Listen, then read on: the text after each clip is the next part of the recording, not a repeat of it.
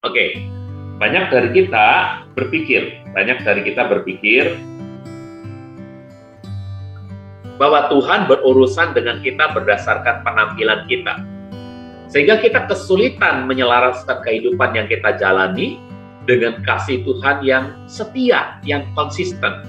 Ya, kita seperti mengendarai jet coaster. Perasaan kita bisa naik turun seturut dengan seberapa baik kita menjalani hidup kudus kita. Kita pikir kalau mau tenang, kita mesti benar-benar menjalani hidup kudus kita gitu ya. Tapi kita nggak pernah atau kurang sadar tentang identitas baru kita. Hanya berusaha untuk menjalani hidup kudus seperti ajaran-ajaran agama nih pada umumnya gitu. Saudara, apakah nggak boleh Pak hidup kudus? Oh boleh. Tapi itu nanti itu akan dipantulkan oleh firman Tuhan. Firman Tuhan nanti yang akan memberitahu, bukan konsep-konsep agama nih dari dunia ini, saudara.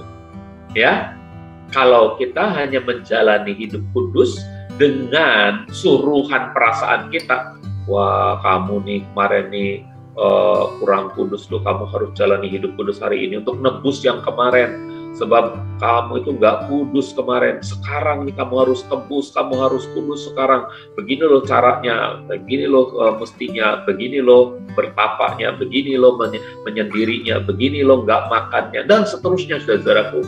Maka kita itu seperti jet coaster, sedang ada di atas jet coaster ya. Pada suatu saat kita bisa merasa tenang gitu karena sudah sedang dalam keadaan turun, ada di bawah dan kemudian pelan-pelan mulai naik, gak berasa apa-apa kalau mulai pelan-pelan naik. Tapi begitu ada di puncak dan mulai jatuh lagi puncak, wah ketakutan luar biasa gitu, saudara. Nah, saudara, jadi perasaan kita itu bisa naik turun ya. Nah, saudara, jadi kita benar-benar harus ya melihat diri kita itu pada firman Tuhan. Coba selaraskan hidup kita dengan kasih Tuhan, dengan damai sejahtera Tuhan, dengan sukacita Tuhan, dan semua yang ada dari buah-buah roh itu. Oke? Jadi bukan seperti ini, saudaraku ya. Di sini kelihatannya gembira gitu. Nanti kalau udah sampai pas mau turun, waduh, ditahan napasnya, bahkan sampai mesti teriak yang kencang banget gitu sampai ya. Oke. Nah, akibatnya apa, saudaraku? Akibatnya kita tidak menjadi tenang dalam hidup dan sering menyerah dalam pencobaan maupun dalam mencoba sesuatu yang baru. Mau mencoba sesuatu yang baru, wah rasanya sih Tuhan gak perkenan nih. Padahal saudaraku seharusnya harus berani mencoba. Ya, kalau Tuhan memberikan sebuah arahan bahwa saudara itu adalah seorang yang penuh dengan semangat gitu ya. Saudara bisa menginspirasi orang lain, coba sesuatu yang baru, mengapa takut? Ya, saya hari-hari ini ditelepon oleh orang-orang prasejahtera dari satu komunitas itu. Mereka minta, Pak, bisakah melayani kami? Saudaraku, terus terang keadaan kami ya bukan sedang keadaan ekonomi dari gereja, bukan sedang dalam keadaan yang baik. Terus terang kami nggak bisa ngundang pengkhotbah untuk berkhotbah di tempat kita, kemudian ada sedikit PK buat mereka, tidak bisa, saudaraku. Saya meminta para pengkhotbah untuk maaf ya, nggak ada PK-nya.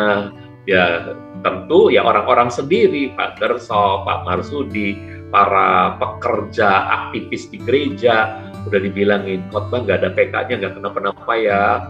Nah mereka dengan senang hati bilang kita senang melayani Pak. Jadi secara finansial kita sedang tidak dalam keadaan menurut pandangan fisikal ya, jasmania ya, kita tidak dalam keadaan yang baik. Tapi dalam roh saya merasa saya ada dalam keadaan yang baik. Ketika komunitas ini menelpon saya, ya, saya bilang kapan saya harus melayani di sana? 17 Juni, Pak. Oke, tolong doakan, saya bilang gitu. Lalu saya coba serahkan ini kepada Tuhan, dan tiba-tiba Tuhan mengingatkan saya pada seseorang. Orang itu sering memberi bantuan ya, perangkat alat-alat mandi gitu. Saya pikir kalau bawa ke situ, kalau kita melayani ke situ, kita harus memberikan sesuatu gitu. Dan saya pikir saya harus meminta perangkat alat-alat mandi pada dia. Dan ternyata saya dapatkan, saudara-saudaraku. Sehingga mungkin ini adalah yang mereka perlukan gitu, saudara-saudaraku. Ya, karena komunitas ini komunitas yang sangat sederhana sekali di pinggiran rel kereta api gitu ya. Jadi saya pikir kalau kita bisa berbagi dengan mereka, wah sangat luar biasa. Bukan karena kita berkelebihan, justru dalam keadaan kurang, kita bisa berbagi. Ini kenapa? Karena saya merasa tenang, ya. Dalam pencobaan, kita mau mencoba sesuatu yang baru, kenapa takut? Tuhan kita kaya gitu. Nah, ternyata betul saudara-saudaraku udah tersedia kira-kira untuk pelayanan tanggal 17 Juni yang akan datang itu, saudara-saudaraku, saya nggak takut kok. Pasti Tuhan sediakan semuanya gitu ya. Nah jadi saudara-saudaraku, kita harus berani, tenang, mencoba sesuatu yang baru, berani. Apalagi dalam menghadapi pencobaan, jangan menyerah saudara-saudaraku. Roh yang ada dalam kita lebih besar dari roh-roh yang ada dalam dunia ini. Amin. Oke, saudara-saudaraku ya. Ya, jika kita tahu siapa diri kita di dalam Hamasyah, ya, Hamasyah Yesua, maka kita akan menjalani kehidupan berdasarkan firman Tuhan, bukan berdasarkan perasaan kita, saudara-saudaraku. Ya, jadi kita akan menjalani kehidupan berdasarkan firman Tuhan. Saya tahu di sana saya harus memberitakan firman. Ya, saya juga percaya. Kalau kita memberitakan firman, mungkin bukan saya nanti, mungkin staf saya akan memberitakan firman siapapun. Tapi kalau firman diberitakan, pasti ada orang-orang yang terjamah. Karena komunitasnya bercampur, saudaraku ya, ada orang-orang yang belum percaya juga di situ.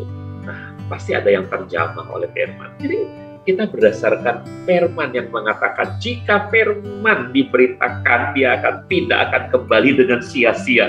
Itu saya sangat percaya, saudara-saudaraku ya. Nah, 2 Timotius 1:9 mengatakan apa?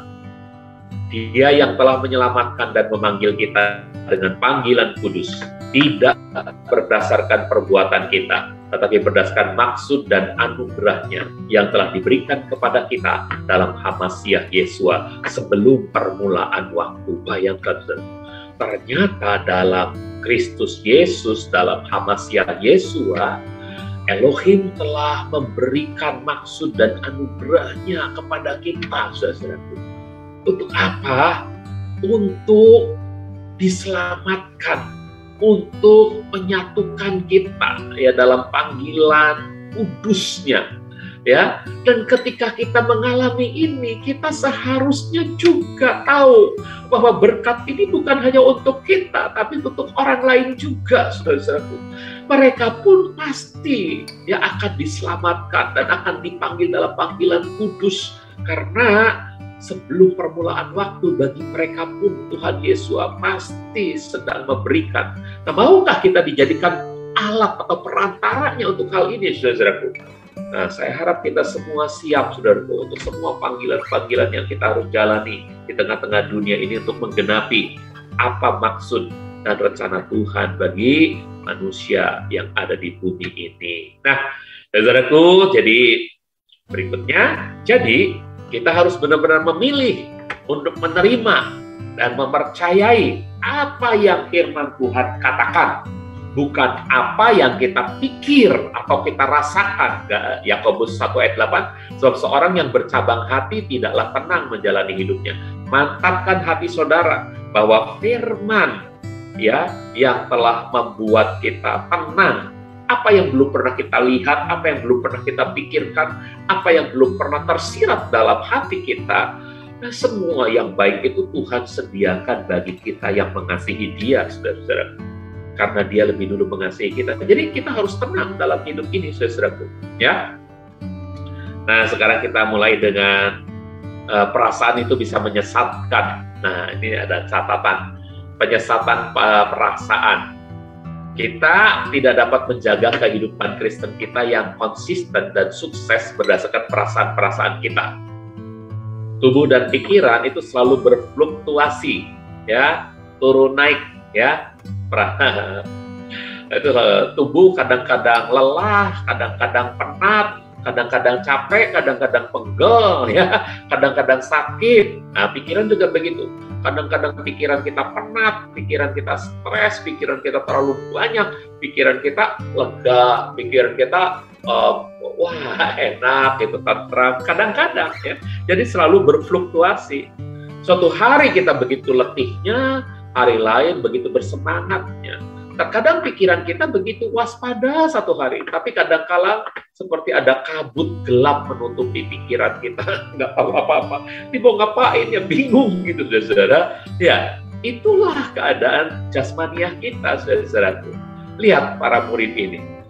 Kemarin, baru saja Petrus itu, nggak tahu nih Petrus yang mana nih, apa Petrus yang ini ya, ini Yohanes dan Yakobus gitu ya, apakah Petrus ini? Baru dalam perjamuan Tuhan bilang ada seseorang yang akan menyerahkan aku gitu ya.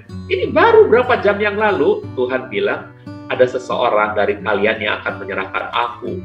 Wah, dia bilang nih, Petrus bilang, siapa itu Tuhan? Bukan kami kan? Kalau aku katanya, sekalipun mati aku tidak akan pernah meninggalkan engkau.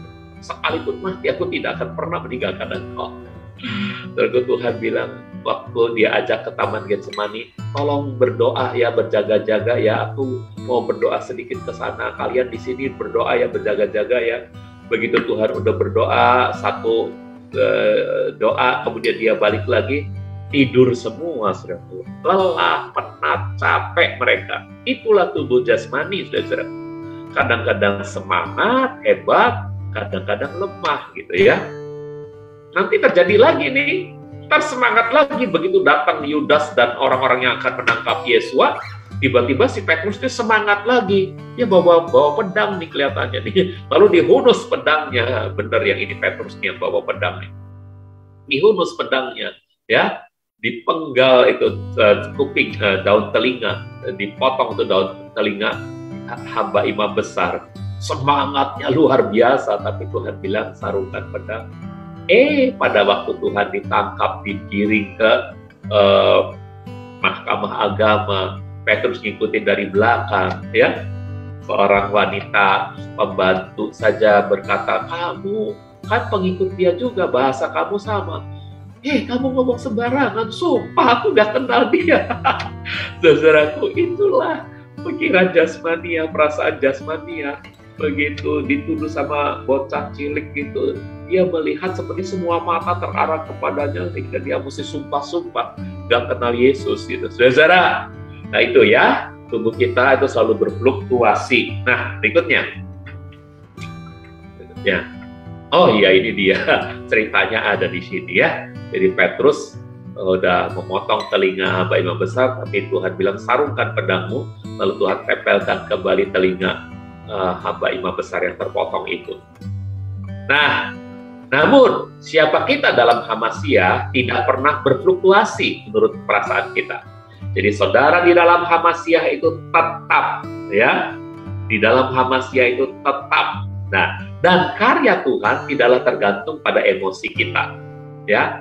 Jadi kalau Tuhan yang menguasai saudara itu adalah Tuhan yang konsisten, maka Dia akan melakukan semua karyanya dan itu tidak tergantung pada emosi saudara. 1 Petrus 5 ayat 10 mengatakan, kiranya Elohim segala anugerah yang telah memanggil kita ke dalam kemuliaannya yang kekal di dalam Hamasiah Yesua akan memulihkan, meneguhkan, menguatkan, dan menopang kamu setelah sekian lamanya menderita. Jadi dia karyanya itu akan memulihkan, meneguhkan, menguatkan, dan menopang kamu. Mengapa harus seperti ini? Karena Tuhan tahu betapa tubuh jasmaniah kita dan pikiran kita itu fluktuatif sekali ya, tampak jatuh bangun.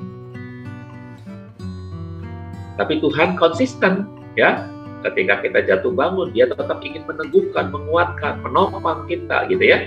Jadi kita harus belajar untuk melakukan penerobosan sekarang terhadap perasaan kita dan mengoperasikan iman dalam alam roh kita. Jadi kita harus belajar melakukan penerobosan. Kalau Tuhannya setia mau menopang kita, kenapa kok kita jadi takut? Ayo lakukan penerobosan. ya, terhadap perasaan kita loh, perasaan kita yang suka ragu, takut gitu ya. Dan operasikan iman dalam alam roh itu, operasikan iman kita. Nah, itulah saat ketika sumber kekuatan kita muncul sebagai hadiah bagi iman kita. Dan ketika kita mendengarkan suara Tuhan, mendengarkan apa yang Alkitab katakan, apa yang firman Tuhan katakan, maka akan muncul sebuah tenaga yang luar biasa. Itu hadiah bagi kita. Itu betul-betul hadiah bagi iman kita. Oke. Yuk kita teruskan. Tubuh atau jiwa kita itu tidak dapat merasa, melihat, dan meraba alam roh. Tidak bisa, saudaraku. Tubuh atau jiwa kita tidak bisa merasa, melihat, dan meraba alam roh.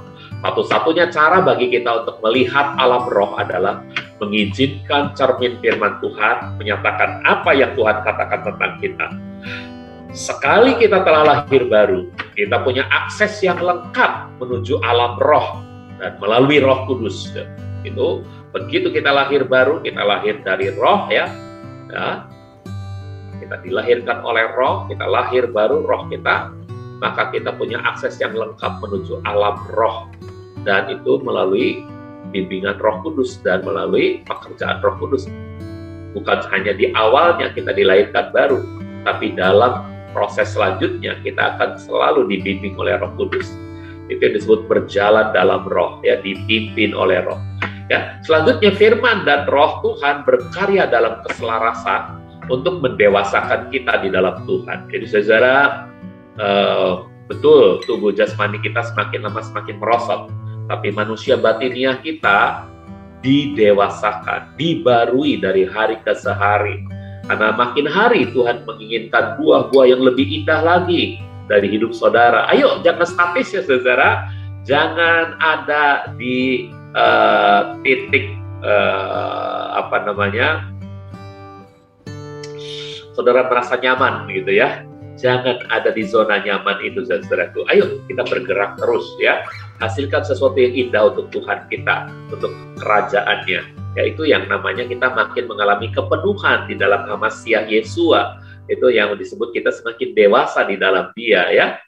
Alami kepenuhan sepenuhnya. Ayo kita bergerak terus dan secara dalam roh.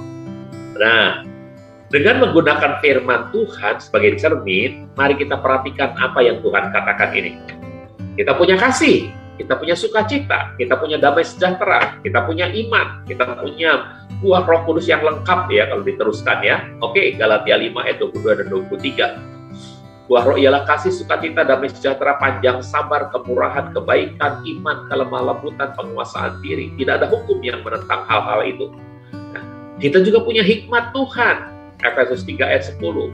Dengan begitu sekarang melalui gereja dapat diberitahukan berbagai ragam hikmat Elohim kepada penguasa-penguasa dan otoritas-otoritas di angkasa. Kita bisa bicara kepada penguasa-penguasa dan otoritas-otoritas di angkasa. Kita bisa katakan kepada mereka. Kenapa? Karena kita dipenuhi oleh hikmat Elohim, sehingga hikmat Elohim itu dapat kita perkatakan terhadap mereka sebagai penguasa dan otoritas-otoritas di angkasa.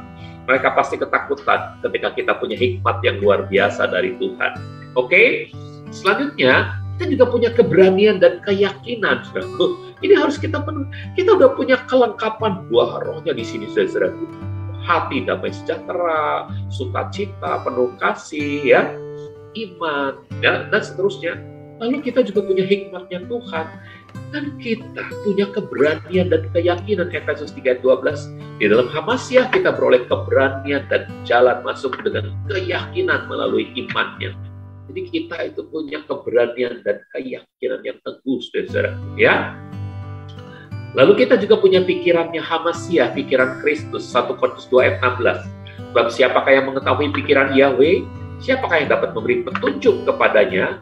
Namun kami memiliki pikiran Hamasiah. Kalau kita memiliki pikiran Hamasiah, berarti kita memiliki pikiran Yesua Hamasiah.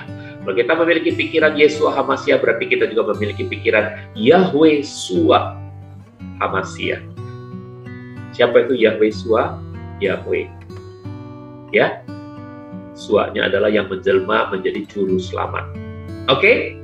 Jadi kita punya pikiran Yahweh, karena kita punya pikiran Hamasiah, saudara-saudara. Ini luar biasa, saudara-saudara. Kita adalah yang benar bagi Tuhan. Kita ini orang-orang benar, saudara-saudaraku. Jangan lupa, kita ini orang-orang benar, gitu ya. 2 Korintus 5 ayat 21. Sebab dia yang tidak mengenal dosa, demi kita Elohim telah membuatnya memikul dosa, supaya di dalam dia kita dibenarkan oleh Elohim. Perhatikan baik-baik, kita dibenarkan, dan kita orang benar. Pak, tapi kan kita menuju kedewasaan, berarti kita dibenarkan dari hari ke hari, Pak. Proses pembenarannya itu bertumbuh terus. Bukan, saudara sudah dibenarkan. Bukan berproses dalam kebenaran, bukan. Saudara sudah jadi orang benar. Tinggal jadi orang benar yang dewasa. Gitu, saudara. Ada orang benar yang masih kekanak-kanakan, minumannya susu, gitu ya. Makanannya susu. Tapi ada orang benar yang harus dewasa. Makanannya adalah makanan keras, saudara. Ya, oke. Banyak pemercaya ragu akan keberadaan diri mereka di dalam Hamasiah, karena mereka terus-menerus melihat pada apa yang di luar, apa yang jadi tubuh fisik, sikon, dan perbuatan-perbuatan mereka.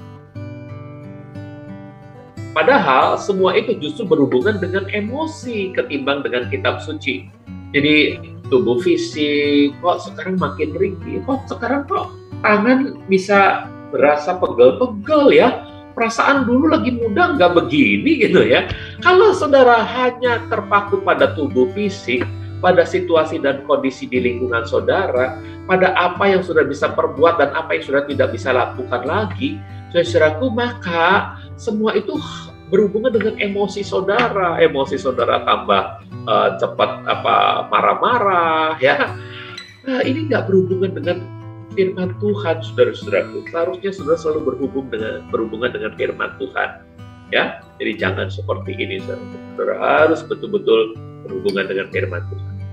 Ketika kita lahir baru, roh kita itu jadi murni dan benar, ya, murni dan benar, hidup sebagaimana seharusnya, gitu ya. Jadi ini roh kita itu udah benar, roh kita itu murni, hiduplah sebagaimana seharusnya, gitu. Kita bukan bertumbuh dalam pembenaran. Nah, ini yang tadi ya. Kita bukan bertumbuh dalam pembenaran. Kita sesungguhnya sudah dibenarkan. Kita bertumbuhnya dalam apa, saudaraku? Dalam kedewasaan, dalam kepenuhan Hamasiah. Itu yang masih harus kita alami. Dalam kepenuhan Dia, saudara-saudaraku, ya. Ya.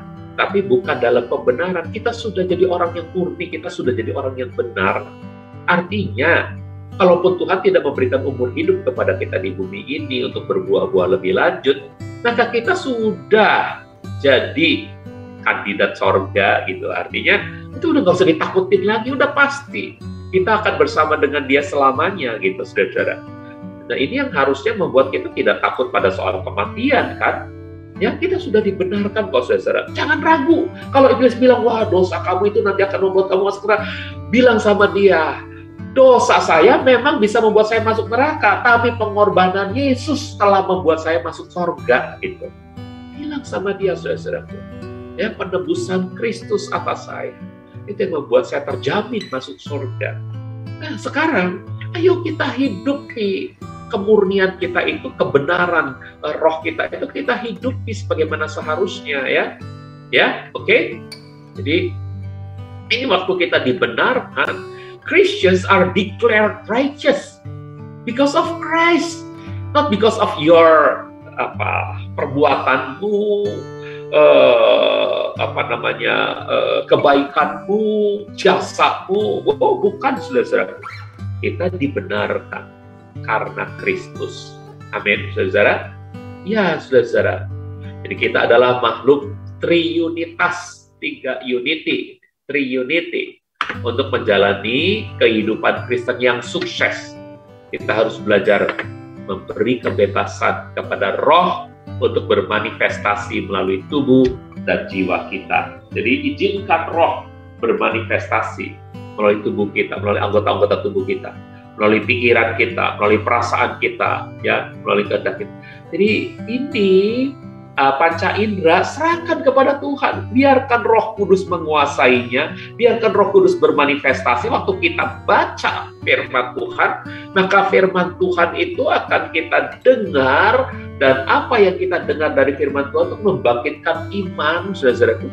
Lalu kita bisa menyatakan sesuatu dengan iman itu. Nah, ini saudara-saudaraku, izinkan Roh Kudus secara bebas menguasai seluruh anggota tubuhmu, tanganmu, kakimu, supaya dijadikan tangannya Tuhan, kakinya Tuhan, matamu, hatimu, dijadikan matanya Tuhan, hatinya Tuhan, itu untuk menjangkau jiwa-jiwa lain yang membutuhkan. Nah, saudaraku, inilah ketujuh manifestasi dari Roh Tuhan. Roh Tuhan ada padaku. Dia adalah roh hikmat, ya, dan pengetahuan, roh nasihat, dan saudaraku, ya, oke, ini adalah ketujuh roh Tuhan, ya, tujuh roh Tuhan. Jadi, ayo, itu adalah manifestasi yang bisa tampil melalui tubuh dan jiwa kita, saudaraku, ya. Ini mesti dibaca ayatnya. Saya lupa memberikan ayatnya, nanti saya berikan ayatnya dalam kitab saya, ya. 7 gifts of the Holy Spirit, gitu ya. 7 manifestation of the Spirit of God, ya. Itu seperti menorah ini, saudaraku, ya. Ya, menorah. Yang terakhir adalah roh takut akan Tuhan. Jadi, saudaraku, ini roh hikmat, roh pengetahuan, roh dan selanjutnya saya lupa, nanti saya buka ayatnya. Oke, saudaraku, jadi artinya, saudaraku, izinkan roh untuk bermanifestasi melalui tubuh dan jiwa kita, ya.